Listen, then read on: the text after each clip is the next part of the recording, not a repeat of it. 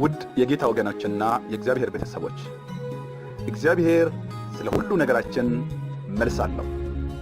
ሐሳቡንም የጠቀለለው በቅዱሳት መጻሕፍት ነው። ስለዚህ ይህ የዩቲዩብ ቻናል ዋና መልእክቱ መልስ ወዳለው ቅዱስ መጽሐፍ እንድንመለስ ስለሆነ ስለ ሕይወታችን፣ ስለ እምነት መሠረታችን፣ ስለ ማኅበራዊ መስተጋብራችን፣ ስለ ነፍሳችን እውነተኛ ምግብ፣ ስለ ሁሉ ነገራችን ዛሬም ቢሆን ቃሉ ይናገር። ቀጣይ መልእክቶችን ለማግኘት ሰብስክራይብ ያድርጉ፣ ሼርም ያድርጉ፣ ላይክ በማድረግ የቻናሉ ቤተሰብ አባላት ይሁኑ። በክርስቶስ ኢየሱስ የተወደዳችሁ ውድ የቃሉ ይናገር የዩቲዩብ ቤተሰቦች እንደምን ከረማችሁ? የእግዚአብሔር ምሕረት በስቶልን ዛሬ በዚህ አይነት ሁኔታ እንደገና እንድንገናኝ ስለረዳን የእግዚአብሔር አምላካችን ስም እየተመሰገነ ይሁን። ባለፈው በክፍል 3 ስለ መጠጥና ስካር ተመልክተናል። አንዳንዶቻችሁ በትክክል ትምህርቱን እስከ መጨረሻ ሳትከታተሉ ለኮሜንት ተቸኮላችሁ አላችሁ። ለወደፊቱ ግን እስከ መጨረሻው ለመከታተል ሞክሩ። ዛሬ እግዚአብሔር ቢፈቅድ ደግሞ አራተኛውን ክርስቲያናዊ ሚዛን እንመለከታለን። ዛሬ የምንመለከተው በብዙ ክርስቲያኖች ዘንድ እንደ መጠጥ በጣም አንገብጋቢና አወዛጋቢ ብዙም አይደለም። ነገር ግን ድምፁን አጥፍቶ ቀስ በቀስ ክርስቲያኖችን ከመስመር እያወጣ ያለው ስለ ሀብት ጉዳይ፣ ስለ ገንዘብ ጉዳይ እንነጋገራለን። እግዚአብሔር የሰጠን ሀብትና ንብረት ሁሉ በተአማኝነት እንድናስተዳድረው በአደራ የተሰጠን ባለ አደራነት ጸጋ ነው። ብዙ ጊዜ በሀብት አያያዝ ዙሪያ ሰዎችን እንደየአጠቃቀማቸውና እንደ አያያዛቸው እንፈርጃለን፣ እንመድባለንም። አንዳንዱን ቆንቋና፣ አንዳንዱን ቆጣቢ፣ አንዳንዱን ስስታም፣ አንዳንዱን አባካኝ፣ አንዳንዱን ንፉግ እያልን እንከፋፈላለን። በዚህ ትምህርት ስለ አባካኝ ብዙ ጥልቀት አልገባም። ምክንያቱም ማባከን ጥሩ እንዳይደለ ብዙ ጓደኞችም ይኖሩናል። ከቤተ ክርስቲያንም ሰዎች ሊመክሩን ይችላሉ፣ ጓደኞችም ሊመክሩን ይችላሉ፣ ከቤተሰብም ምክር ሊደርሰን ይችላል። እሱም በጥቂቱ እናያለን። ዲቴይል የምንገባው በመልካም ጀምረን ወደ መጥፎ የሚያስገባን በተለይ በመቆጠብና በስስት ወይም በንፉግነት መካከል ልዩነት ጠፍቶ መስመራችንን እየሳትን ወደማይፈለግ ቦታ የሚያስገባንን ጉዳይ ላይ ነው ሚዛናችንን ዛሬ በመጽሐፍ ቅዱስ የምናየው ማለት ነው። እንግዲህ ማባከን ንብረትን ያላግባብ ማጥፋት ስለሆነ ከዚህ ቀደም እንዳልኩት ብዙ አማካሪዎችን ልናገኝ እንችላለን፣ የሚቆጡንም ሰዎች ልናገኝ እንችላለን። ነገር ግን ስለ ቁጠባ፣ ስለ ስስታምነት ማንም ቀርቦ ደፍሮ ፊት ለፊት ሊመክረን ስለማይችል ይቀላቀሉብንና ቀስ በቀስ ከመንፈሳዊነት ወደማይፈለግ መስመር ያውጡናልና እንዴት እንደሚወስደንም እንኳን አይታወቀንም። ሰዎች እንደሚሉት ውሃ ሲወስድ እያሳሳቀ ነው እንደሚባል እየቆጠብን ሀብታም ለመሆን እየታገልን እየመሰለን ቀስ በቀስ ከመንፈሳዊ መስመር ያወጣናል። የሚገርመው ሁለቱም የመመሳሰል ነገር አላቸው። ስስታም መሆንና ቆጣቢ መሆን የሚቀራረቡበትና የሚመሳሰሉበት ነገር አላቸው። ነገር ግን በመንፈሳዊ ይዘታቸውና ከልባችን የሚነሳበት ስሜትን መነሻ በማድረግ ልዩነታቸውን ስናይ ሰማይና ምድር ያህል ይለያያሉ። እንግዲህ አማኝ በዚህ ረገድ ሊኖረው የሚገባውን መጽሐፍ ቅዱሳዊ የሆነ ሚዛኑን የጠበቀ ትምህርትን እንደሚከተለው ለማቅረብ እሞክራለሁ። ተከታተሉ።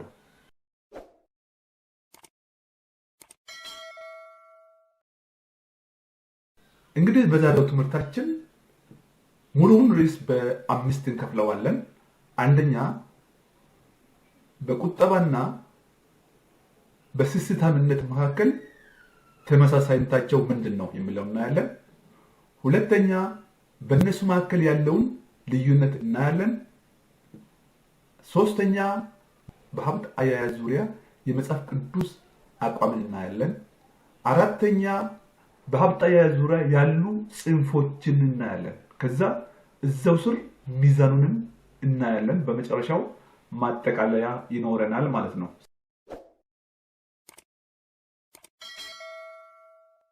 ስለዚህ ከመጀመሪያውን ጀምር። በቁጠባና በስስት መካከል ያለው ተመሳሳይነት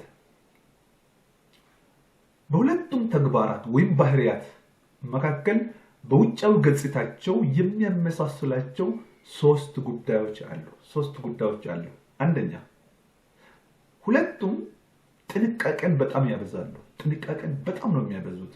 ሁለቱም ወጪን በመቀነስና ገንዘብን በአግባቡ በመያዝ ላይ በጣም ያተኩራሉ። ጠንቃቆች ናቸው። ስስታሞችም ቆጣቢዎችም በጣም ጠንቃቆች ናቸው። ዝም ብለው ገንዘብን አያወጡም። ሁለተኛው የሚያመሳስላቸው ነገር ለወደፊት የማሰብ ነገር አለበት። ሁለቱም ነገር በማሰብ ዛሬ ላይ ያለውን ሀብት አቅቦ በደንብ ጠብቆ ለመያዝ ጥረት ያደርጋሉ። ስለዚህ ቆጣቢም ስስታምም ንፉግም ሰው ሀብታቸውን ኮጨጭ አድርገው በደንብ ይዙታል ማለት ነው። ስለ ነገ በደንብ ያስባሉ ተብለው ይታሰባል። ስለዚህ ሁለተኛ የሚያመሳሰላቸው ምንድነው? ስለ ነገ የሚያስቡ ናቸው። ሶስተኛው ብክነትን ይጠላሉ። ሁለቱም ቆንቋናም በሉት ስስታም በሉት እና መደበኛ ቆጣቢም ሰዎች የሚያመሳስላቸው ብክነትን ይጠላሉ። ሁለቱም ያለ አግባብ የሚፈስን ገንዘብ ይጠላሉ፣ ወይም በተቻለ መጠን ንብረትን እንዳይባክን ለመቆጣጠር ይታገላሉ ማለት ነው። ስለዚህ በሶስት ነገሮች ይመሳሰላሉ ማለት ነው። ሁለተኛው ነጥብ በስስትና በቁጠባ መካከል ያለው ልዩነትስ ምንድን ነው? መጀመሪያ እንደተናገርኩት በሁለቱ መካከል ተመሳሳይ የሚያደርጋቸው ነገሮች ቢኖሩም ነገር ግን በመንፈሳዊ ይዘታቸውና ከልባችን የምናደርግበት ስሜታችን ሲለካ በጣም ይለያያሉ። ለምሳሌ መመዘኛውን አንደኛ መነሻውን እናድርግ፣ ሁለተኛ ግቡ፣ ሶስተኛ መንፈሳዊ ትርጉሙ፣ አራተኛ ደግሞ ውጤቱ አድርገን እንይ። ቁጠባ ስንል መነሻው ከምንድን ነው የሚታየው? መነሻው እግዚአብሔር የሰጠውን ሀብት በአደራ ስሜት በአግባቡ መጠቀምና ለክፉ ቀን መዘጋጀት ነው። በቁጠባ ውስጥ መነሻው ይሄ ነው። በንፉግነትና በስስታም ክልል ውስጥ ይታዩ ግን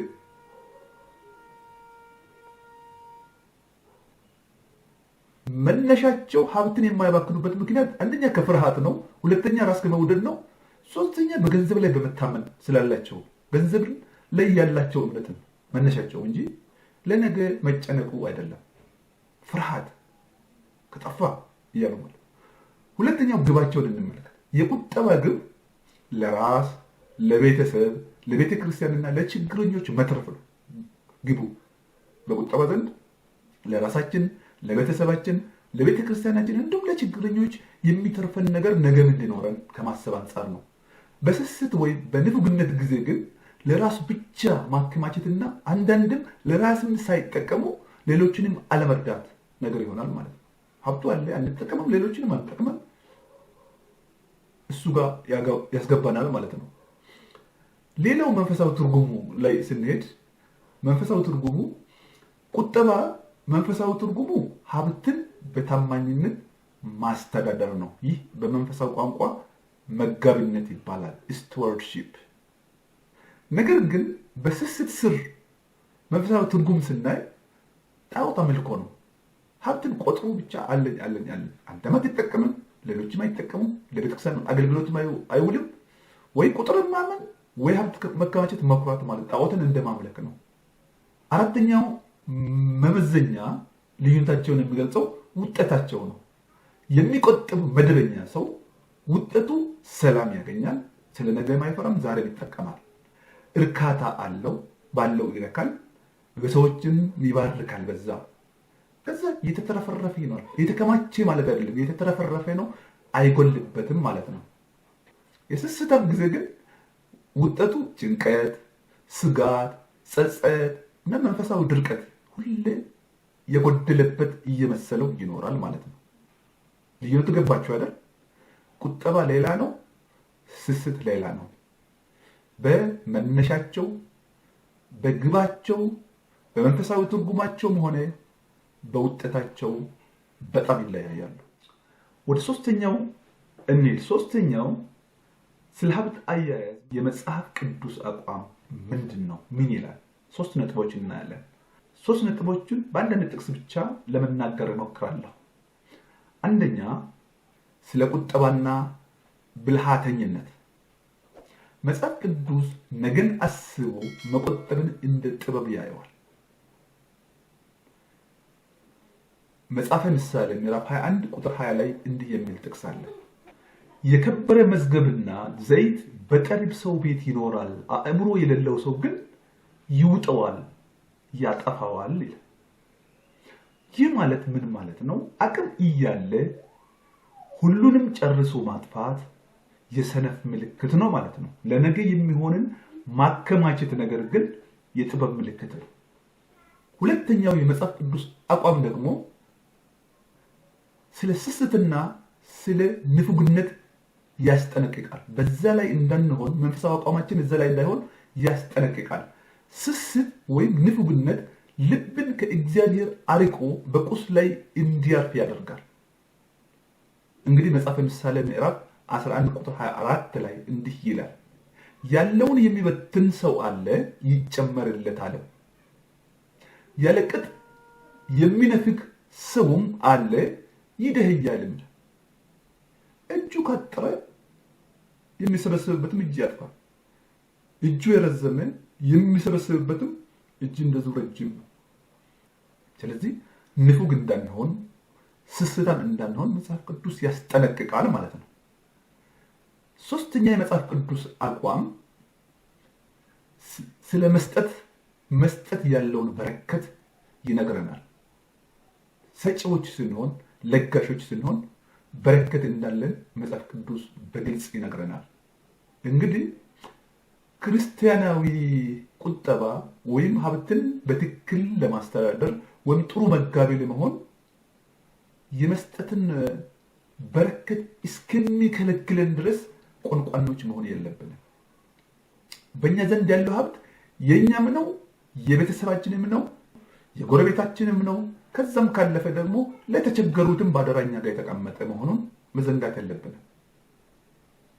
ስለዚህ በመስጠት መባረክ እንዳለ መጽሐፍ ቅዱስ ሶስተኛውን አቋም ይነግረናል። በእነዚህ በሶስት አቋሞች ብቻ ትክክለኛ ህይወት ሚዛን መያዝ ይቻላል። አራተኛው ጽንፎችና ክርስቲያናዊ ሚዛን ፓርቱን እናያለን። ስለ ሀብት አያያዝ በክርስትና ህይወት ውስጥ የሀብት አያያዝን በተመለከተ መጽሐፍ ቅዱስ 2 ዋና ዋና ጽንፎችን በጣም ይቃወማል። እነዚህም ሀብት ሁሉ ርኩስ ነው የሚሉ አሉ። ሌሎች ደግሞ ሀብት የእግዚአብሔር በረከት መለኪያ ከሆነው የሚሉ አሉ። አንደኛው ጽንፍ እንዳልኩት ሀብትን እንደ ጣዖት ማምለክ። በቃ ሀብት ስለያዝን ብቻ ሌላ አእምሯችንን ስለ ሀብት ነው የሚያስበው፣ አይናችንም ሀብታችን ላይ ነው። ከሰው ጋር ያለ ሪሌሽንም ከሀብታችን አንጻር የሚሆንበት ጊዜ ሀብትን ወደ ማምለክ የምንገባበት ይሆናል። ይህም ግሪድ ወይም ማቴሪያሊዝም፣ ቁሳዊነት፣ ባለን ሀብት፣ ባለን ከብት ብዛት፣ ባለን ገንዘብ የምንመካ ሰዎች መሆናችንን ይህ አደገኛ ነው። ጣዖት አምላክነት ስለሆነ ማለት ነው። ሀብትን እንደ ጣዖት ማምለክ ስለሆነ ይህ ጽንፍ ገንዘብን የህይወት ትርጉም፣ ዋስትናና የደስታ ምንጭ አድርጎ መመልከት ነው ሁሉም ማለት ነው። መጽሐፍ ቅዱስ የሚቃወመው በነገራችን ላይ ለምን ሀብታም ሆንክ አይደለም፣ ለምን ገንዘብ ኖረህ አይደለም። ነገር ግን መጽሐፍ ቅዱስ የሚቃወመው ገንዘብን ሳይሆን የገንዘብን ፍቅር ነው። ሀብትን ሳይሆን የሀብትን ፍቅርና በዛ ላይ ያለንን መታመን ግን ይጸየፋል ማለት ነው። እስቲ ማስጠንቀቂያው እንይ። ስለዚህ ጉዳይ ጳውሎስ ማስጠንቀቂያ ይነግረናል። አንደኛ ጢሞቴዎስ ምዕራፍ 6 ከቁጥር 9 እስከ 10 እንዲህ ይላል፣ ዳሩ ግን ባለጠጎች ሊሆኑ ለሚፈልጉ በጥፋትና በመፍረስ ሰዎችንም በሚያሰጥምና በሚያሰንፍ በሚጎዳም በብዙ ምኞትና በፈተና በወጥመድም ይወድቃሉ። ገንዘብን መውደድ የክፋት ሁሉ ስር ነውና አንዳንዶች ይህን ሲመኙ ከሃይማኖት ተሳስተው በብዙ ስቃይ ራሳቸውን ወጉ ይላል። ፍላጎቱ ተከማችቶ ከሆነ ከዛ ፍቅር ሲሆን ማለት ነው። ሁለተኛም ጌታችን ኢየሱስ ክርስቶስ እንዲህ ይለናል፣ ለሁለት ጌቶች መገዛት የሚቻለው ማንም የለም፣ ለእግዚአብሔርና ለገንዘብ መገዛት አትችሉም ማቴዎስ 6:24 ወይ አንዱን ይወዳል ሌላውን ይጠላል፣ ወደ አንዱ ይጠጋል ሌላውን ይንቃል ይላል እንጂ አይቻልም። ሌላው ህይወታችን በሀብታችን ብዛት ልክ እንዳይደለ የሀብታሙን ምሳሌ በመናገር ቀጥሎ ኢየሱስ እንዳለ የሰው ህይወት በገንዘቡ ብዛት አይደለምና ተጠንቀቁ፣ ከመጎምጀትም ሁሉ ተጠበቁ አላቸው። ሉቃስ 12:15 ላይ ማለት ነው። ይህ በጌታችን የተነገረ ምሳሌ ነው። ሁለተኛው ሀብትን ብቻውን እንደ በረከት መለኪያ አድርገው ማየት ነው። ይሄ ፕሮስፐሪቲ ጎስፔል የሚከተሉት ነው። ሀብታም መሆን ሁሉ ጊዜ እግዚአብሔር ደስታ መግለጫ፣ ድሃ መሆን ደግሞ የኃጢአት ወይም የእምነት ማነስ ወይም የመርገም ውጤት ነው ብሎ ማሰብ ስህተት ነው። መጽሐፍ ደግሞ ያረጋግጠልናል። አንደኛ የሀብት አታላይነትና ነገ ጠፊነቱ። መጽሐፍ ቅዱስ ሀብት አክናፍ አውጥቶ እንደሚበርና ዘላለማዊ እንዳልሆነ ይናገራል። መጽሐፈ ምሳሌ 23:5 ላይ እንደዚህ ይላል፣ ባለጠጋ ለመሆን አትድከም፣ የገዛ ራስን ማስተዋል ተው፣ በእርሱ ላይ ዓይንን ብታዘወትርበት ይጠፋል። ባለጠግነት ወደ ሰማይ እንደሚበር እንደ ንስር ለራሱ ክንፍ ያበጃልና ይላል። ሁለተኛው የሀብታሞች ፈተና ነው። ኢየሱስ እንዳለ ሀብታም ወደ መንግስተ ሰማያት ከሚገባ ይልቅ ግመል በመርፌ ቀዳዳ ቢሾልክ ይቀላል አለ። ማቴዎስ 19:24። ይህ የሚያሳየው ሀብት በራሱ ችግር ሆኖ ሳይሆን በሀብት የመታመንና በእሾህ መካከል እንደበቀለ ዘር በዚያ ውስጥ የመጠላለፍ ፈተናው ከባድ ስለሆነ ነው። እንግዲህ ሶስተኛው ጽንፍ ኦልሞስት ማባከን ነው። እንግዲህና ይሄ ስንፍና ነው የሚባለው። አባካኝ የሚሆን አንዳንድ ሰው ግን አባካኝ የባህሪ ብቻ ሳይሆን መንፈሳዊ ያደርገዋል። ማባከኑ ራሱ አባካኝ መሆኑ ራሱ ሰነፍ መሆኑ ራሱ መንፈሳዊ ያደርገዋል። ምን ያደርጋል? መንፈሳዊ ነኝ፣ እግዚአብሔር ከወፎች በተሻለ ይመግበኛል በሚል ሰበብ አለመስራትን፣ ለቤተሰብ የሚያስፈልገውን አለማቅረብንና በልመና ውስጥ መኖርን በመጽሐፍ ቅዱስ ዘንድ የተከለከለ መሆኑን ያውቃል። በቃ ወፎችን የሚመግብ እኔንም ይመግበኛል እያለ ለስንፍናው ጥቅስን ይጠቅሳል። አይሰራም፣ ሰነፍ ነው። ይህንን አይነት ባህሪ መጽሐፍ ቅዱስ በጣም ይቃወማል። እንዴት? መጽሐፍ ቅዱሳችን የሚያበረታው አንደኛ የመስራት ግዴታ እንዳለብን ይነግረናል። ለአዳምና ለሔዋን በገነትም ስራ ተሰጥቷቸዋል። በአዲስ ኪዳንም ጳውሎስ እንዲህ ይለናል። ሁለተኛ ተሰሎንቄ ምዕራፍ 3:7-10 አነባለሁ። እኛን ልትመስሉ እንዴት እንደሚገባችሁ ራሳችሁ ታውቃላችሁና በእናንተ ዘንድ ያለ ስርዓት አልሄድንምና ከእናንተ ዘንድ በአንድ ስንኳ እንዳንከብድበት ሌሊትና ቀን በድካምና በጥረት እየሰራን እንኖር ነበር እንጂ ከማንም እንጀራን እንዲያው አልበላንም። ይህም እኛን ልትመስሉ ራሳችንን እንደ ምሳሌ እንሰጣችሁ ዘንድ ነበር እንጂ ያለ ስልጣን ስለሆን አይደለም። ደግሞም ከእናንተ ጋር ሊሰራ የማይወድ አይብላ ብለን አዘናችሁ ነበረና ይላል። መስራት ግዴታ ነበር። እሱ ብቻ አይደለም፣ እግዚአብሔርን ጌታ ራሱ ትጉህ አገልጋዮችን ይወዳል።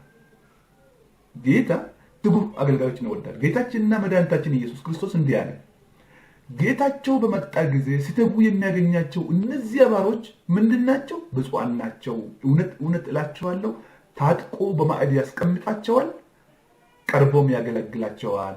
ሉቃስ 12:37። ሐዋርያ ጳውሎስም ለእምነት ልጁ ለጢሞቴዎስ እንዲህ ሲል ይመክራል፣ የእውነትን ቃል በቅንነት የምናገር የማያሳፍርም ሰራተኛ ሆነ የተፈተነውን ራስህን ለእግዚአብሔር ልታቀርብ ትጋ። ሁለተኛ ጢሞቴዎስ 2:15። የሚገርማችሁ ነገር ቢኖር ጌታ ኢየሱስ ሐዋርያትን ሲመርጥ ስራ ፈቶችን አልመረጠም። በስራቸው ላይ ትጉ የሆኑትን መረጠው። አንዳንዱ ቢዚ ቀራጮችን፣ አንዳንዶቹ ያለ እረፍት አሳን የሚያጠምዱትን ሌሊትና ቀን እነዛን መረጠው።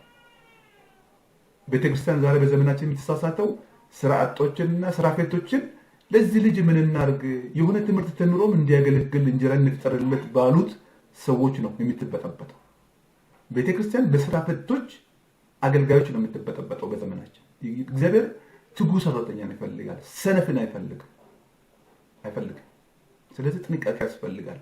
የሚሰራ ሰው ለሰራተኛ ደሞዝ ይገባዋል የሚባለው እኮ ከመጽሐፍ ነው የተወሰደው። የሚያበራየውን በሬ አፉን አትስር የተባለው መጽሐፍ ቅዱሳዊ ቋንቋ ነው፣ ለሰነፍ አይደለም። ሌላው አንዳንድ ሰው ደግሞ ለቤተሰቡ ምንም ሳይሰጥ ለእግዚአብሔር ሰጣለሁ በሚል አባካኝ ይሆናል። ራሱም ሳይመገቡ ለልጆቹም አይሰጥም፣ ለአባቱም አይሰጥም። ነገር ግን ወስዶ ለቤተክርስቲያን ስጦታ ሰጠው ብሎ እያመካኘ ቤተሰቡን ይበድላል። ይህ አባካኝነት ነው። ይህ አባካኝነት ነው። መጽሐፍ ቅዱስ ላይ አይቀበልም። አንደኛ ጢሞቴዎስ ምዕራፍ 5:8 ላይ ነገር ግን ለእርሱ የሆኑትን ይልቁንም ለቤተሰቦቹ የማያስብ ማንም ቢሆን ሃይማኖቱን የካደ ከማያምንም ሰው ይልቅ የሚከፋ ነው ይላል። ኢየሱስ ራሱ ማርቆስ 7:10-12 ስናነብ ለእናትና ለአባቱ ሳይሰጥ መባን የሚሰጥን ሰው ይቃወማል። የእግዚአብሔርን ሕግ እንደ መሻር ይቆጥረዋል። አንደኛ ገንዘብ ማምለክ፣ ሁለተኛ ሀብትን ብቻውን የእግዚአብሔር በረከት ነው ብሎ ማሰብ፣ ሶስተኛ ለቤተሰብ ሳይሰጡ እግዚአብሔር እናገለግላለሁ ብሎ ለእግዚአብሔር ማቅረብ። እንግዲህ መጽሐፍ ቅዱሳዊ ሚዛንን ማየት ጥሩ ነው። መጽሐፍ ቅዱሳዊ ሚዛን እኛ አሁን ባለንበት ህይወት ሊኖረን የሚገባውን አቋም ይጠቁመናል ማለት ነው። መጽሐፍ ቅዱስ የሚመክረን ሀብትን እንደ ባለቤት ሳይሆን እንደ ባለ አደራ ወይም መጋቢ እንድንይዘው ነው። ይህም ማለት አንድ የሀብቱ ባለቤት እግዚአብሔር እንደሆነ ማመን ያስፈልጋል። ስንወለድ ምንም ይዘን አልመጣንም፣ በኋላ ነው ተሰጠን። ስንሞት ምንም ይዘን አንሄድም። ስለዚህ አደራ ነው። በህይወት እስካለን የተሰጠን አደራ ነው። ሁሉም የእግዚአብሔር ነው። መዝሙረኛው ዳዊት በመዝሙሩ 24:1 ላይ ምድርና ሞላዋ ሁሉ የእግዚአብሔር ናቸው ይላል። በሌላ ስፍራም አንደኛ ዜና ምዕራፍ 29:14 ላይ ሁሉ ካንተ ዘንድ ነውና ከእጅም የተቀበልነውን ሰጥተንሃልና። ተቀበልን ከዛ መተን ነው እንግዲህ ለቸርችም ለምኑም የምንሰጠው። የኛ የሚባል ነገር የለም። ሁለተኛው ሚዛን በእጃችን ባለው ነገር መርካት፣ ኮንተንትመንት። በእጃችን ላይ ምንድነው ያለው? በዛ እግዚአብሔር ስለሰጠን አመስግነን መኖር፣ ጨምሮ አለመስራትን አይደለም። እያለ በእጃችን በገባው እያመሰገን እየረካን መኖር። ጳውሎስ ለጢሞቴዎስ አንደኛ ጢሞቴዎስ 6:6 ላይ እንደዚህ ይላል፣ ኑሮዬ ይበቃኛል ለሚለው ሰው ግን እግዚአብሔርን መምሰል ትልቅ ማትረፊያ ነው።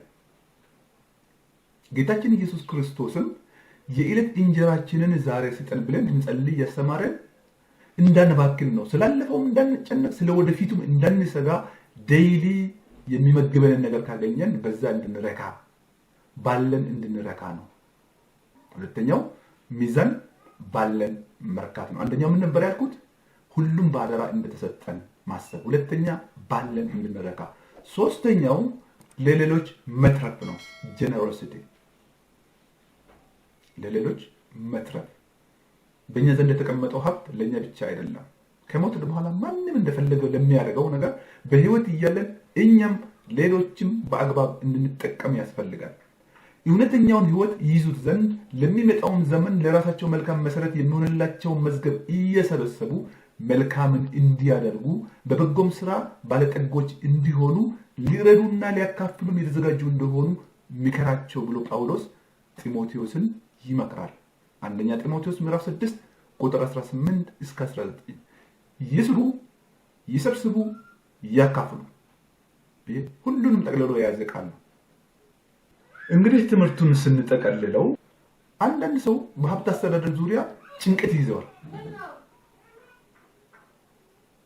ለምን ሀብታም ሆንኩ የሚል አለ።